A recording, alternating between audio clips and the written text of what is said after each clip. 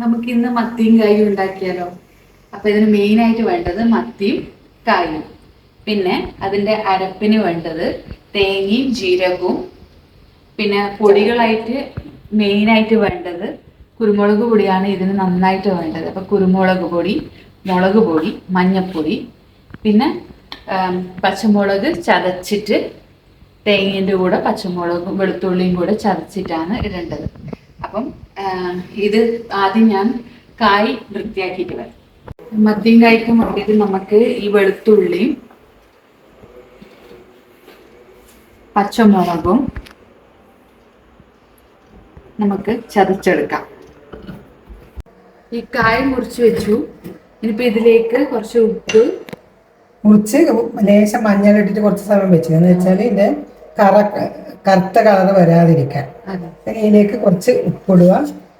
നമ്മൾ എടുത്ത് വെച്ച് പൊടികൾ, മഞ്ഞൾപ്പൊടി, കുരുമുളക് പൊടി, മുളക് പൊടി മൂന്നിടുക. ഇതിലേക്ക് കുറച്ച് വെള്ളം ചേർക്കുക. ഗ്യാസ് കത്തിക്കുക.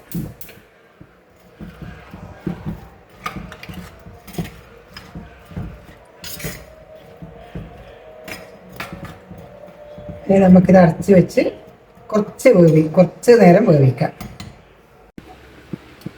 ഏകദേശം വെന്ത് വന്നു. ഇനി ഇതിലേക്ക് മത്തി ഇടാം.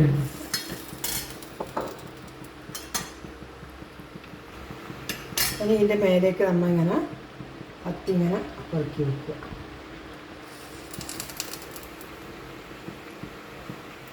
ഇത് നേന്ത്രക്കായ് വെച്ചിട്ടാണ് നമ്മൾ ഉണ്ടാക്കുന്നത്. നേന്ത്രക്കായാണ് ഇതിന് പ്രധാനമായിട്ട് ഉപയോഗിക്കല്. നമ്മൾ പണ്ടേ നേന്ത്രക്കായല്ലേ ഇതിന് വേണ്ടി.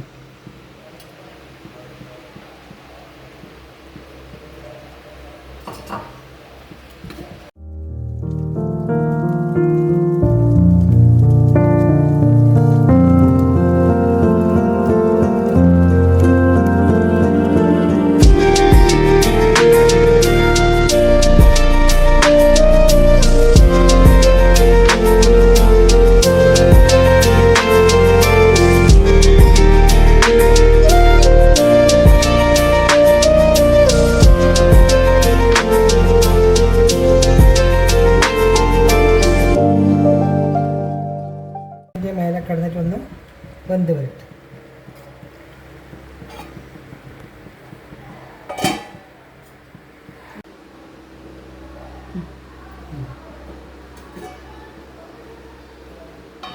ഈ മത്തി ഏകദേശം വെന്തു. ഇനി നമുക്ക് ഈ മത്തിനെ മാത്രം കോരി എടുക്കണം.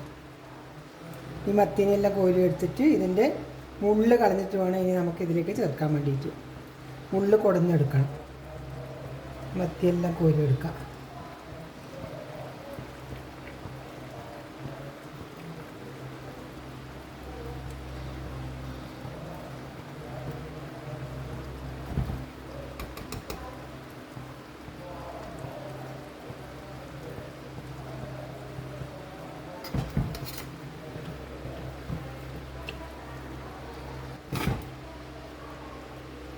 മത്തിയെല്ലാം കോരി എടുത്തിട്ടുണ്ട്.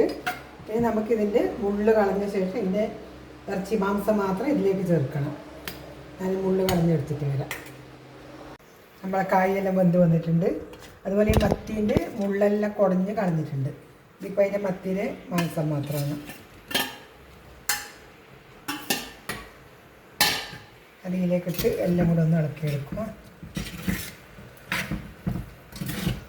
ഈ സമയത്ത് തന്നെ നമുക്ക് ജീരകവും തേങ്ങയും നല്ലോണം അരയണ്ട, ഒന്ന് ക്രഷ് ചെയ്തിട്ട് വെളുത്തുള്ളി ചേർത്ത് വെച്ചിട്ടില്ലേ ഇല്ല, ഇത് ഇടുക.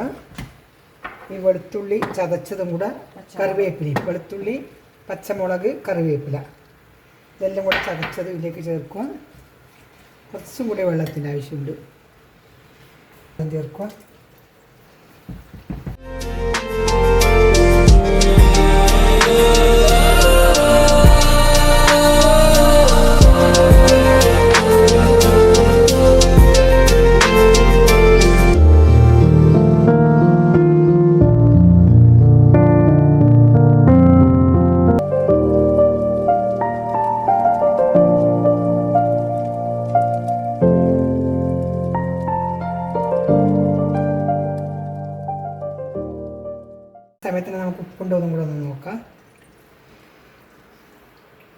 കുറച്ചും കൂടി ഉപ്പ് വേണ്ടി വരും.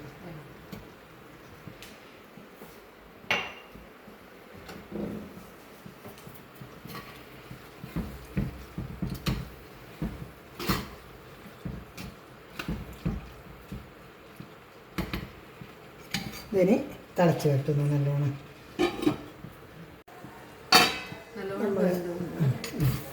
നല്ലോണം വെന്ത് എല്ലാം റെഡി ആയിട്ടുണ്ട്. നമുക്ക് ഇതിലേക്ക്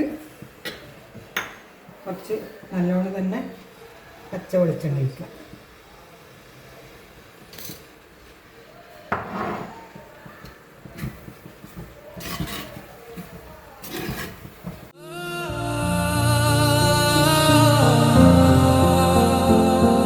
നമ്മളെ നേന്ത്രക്കായും മത്തിയുള്ള കറി റെഡി ആയിട്ടുണ്ട്.